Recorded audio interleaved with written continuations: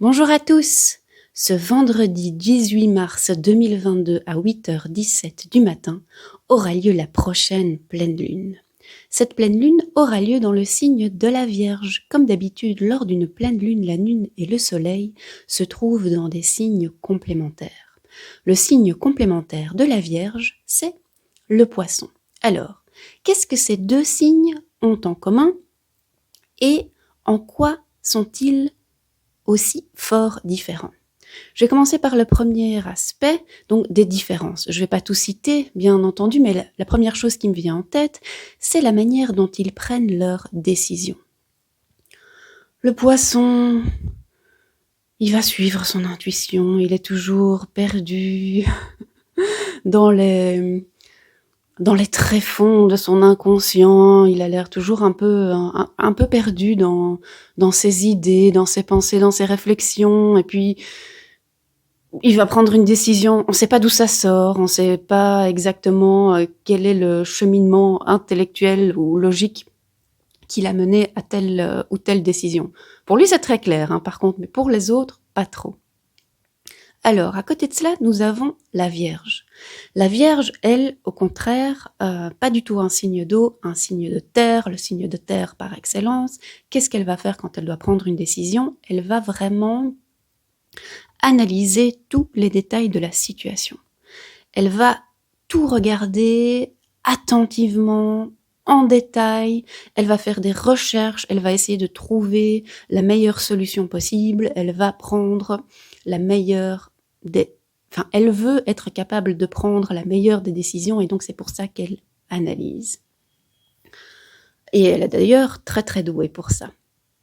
Donc ça, je dirais que c'est un axe sur lequel ils sont vraiment très différents, où ils sont à une extrême l'un de l'autre. Alors, qu'est-ce que ces deux signes ont en commun, par contre? Et ça, ce sont des caractéristiques dont on parle moins, mais en fait, autant la Vierge que le Poisson sont des signes qui sont surtout au service des autres. Ils aiment aider les autres. Alors, la raison qui les pousse à aider les autres peut par contre être très différente. Gardez bien à l'esprit ici, je parle en archétype, en cliché absolu poussé à l'extrême.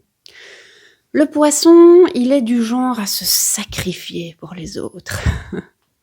D'ailleurs, le Christ s'est sacrifié sur la croix pour nous sauver. Et le symbole de la chrétienté, c'est notamment le Poisson et tout cela est lié. Donc, le Poisson, il se sacrifie. Mais en fait, il se sacrifie pourquoi? Parce que, en réalité, le Poisson a très difficile de définir là où il termine et là où l'autre commence. C'est comme s'il n'y avait pas de division entre les êtres. Donc, quelque part, pour lui, se sacrifier pour l'autre, c'est pas vraiment un sacrifice, puisque tout ce qu'il fait pour les autres, il le fait aussi pour lui-même. Alors tout ça c'est bien, entre guillemets, c'est bien gentil, et c'est vrai qu'à un certain niveau, c'est vrai que la séparation entre les êtres, la séparation tout court, c'est une illusion. En réalité, nous sommes un seul être. Il n'y a pas de séparation entre nous et les autres. Mais ça, c'est vrai à un certain niveau de conscience. En même temps, sur la Terre, niveau 3D, on est venu, on s'est incarné ici pour se différencier, pour se positionner par rapport aux autres, pour apprendre les uns des autres. Ça, le Poisson, il a tendance à oublier. Il est toujours parti et il n'est pas trop sur Terre. Mais donc, ce sacrifice vient de sa difficulté à poser des limites. Alors, c'est joli de ne pas poser des limites, ça peut aussi parfois poser des problèmes. Donc ça, c'est le Poisson. La Vierge, quant à elle, pourquoi est-ce qu'elle aime aider les autres? Eh bien, là, vous allez me pardonner ce cliché totalement... Les féministes vont me détester. Tenez bien à l'idée... Enfin, tenez bien compte du fait que c'est vraiment un cliché, mais... Pour moi, l'archétype de la Vierge est un peu lié à l'archétype de la parfaite secrétaire. Donc la secrétaire, elle est effacée, mais en fait, elle connaît tout, elle sait tout, elle est super bien organisée, elle fait en sorte que tout se passe bien. En fait, sans elle, le monde s'écroule, mais c'est pas elle qui brille. C'est la personne pour laquelle elle travaille. Mais en attendant, ils sont une équipe en fait. Et sans elle, ça ne marche pas. Et quelque part, la Vierge peut du coup ressentir une certaine forme de ressenti négatif ou d'en vouloir au monde, que le monde ne reconnaisse pas sa vraie valeur et tout ce qu'elle fait pour que tout se passe bien. Donc elle peut être un petit peu frustrée à cause de cela. En même temps, parfois la Vierge, elle fait tout pour les autres alors qu'on lui a pas vraiment demandé.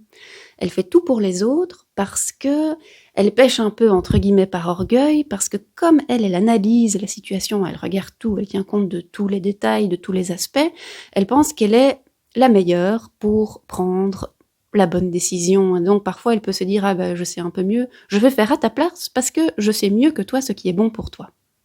Ici encore, c'est un cliché, c'est poussé à l'extrême. Je dis certainement pas que toutes les personnes qui sont du signe de la Vierge sont comme ça, pas du tout. Mais c'est un peu pour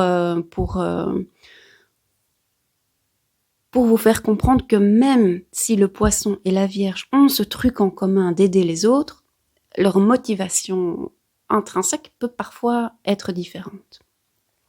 Alors la Vierge aussi, en fait, elle est perfectionniste. Mais le perfectionnisme, ça peut aussi être une anxiété qui se cache. En fait, la Vierge veut tout contrôler, veut tout savoir pour être sûre de prendre la bonne décision.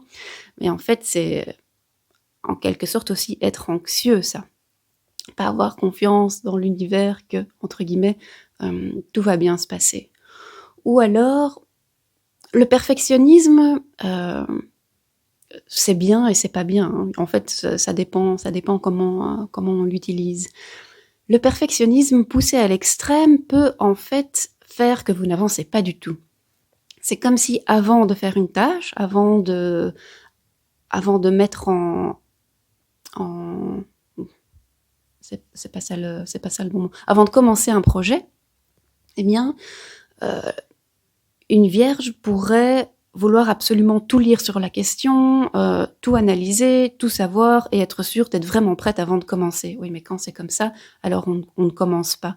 Et donc, le perfectionnisme peut vous transformer en consommateur d'informations plutôt qu'en créateur ou créatrice. Alors, tout cela étant dit, parce que j'ai beaucoup parlé, quelle est la question que je vous propose d'aller poser à l'esprit de la pleine lune lors de cette pleine lune en Vierge? Eh bien, je vous propose d'aller demander à l'esprit de la pleine lune qu'elle fasse la lumière ou qu'elle vous dévoile un aspect de votre vie dans lequel vous avez une tendance à être un peu trop perfectionniste, alors qu'en fait, franchement, vous pourriez vous lâcher la grappe et vous dire « mais oui, en fait, ce que je fais, c'est déjà bien ».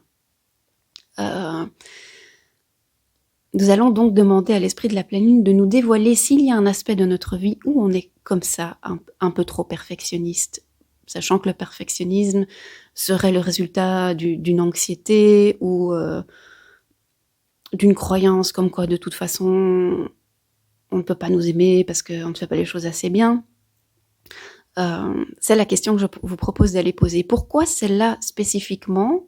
Parce que lors d'une pleine lune en Vierge, le soleil est en Poisson. Et quelque part, le Poisson, comme il n'est pas, il est pas toujours très bien incarné, mais en même temps, il a accès à d'autres vérités. Et une des vérités, c'est que tout est déjà parfait, exactement tel que les choses sont. Il ne faut pas toujours tout vouloir changer.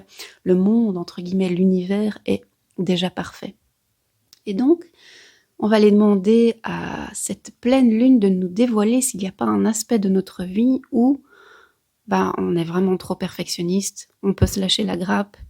Et comme le soleil est en Poisson, on pourrait demander, ok, comment je fais en pratique pour faire ça?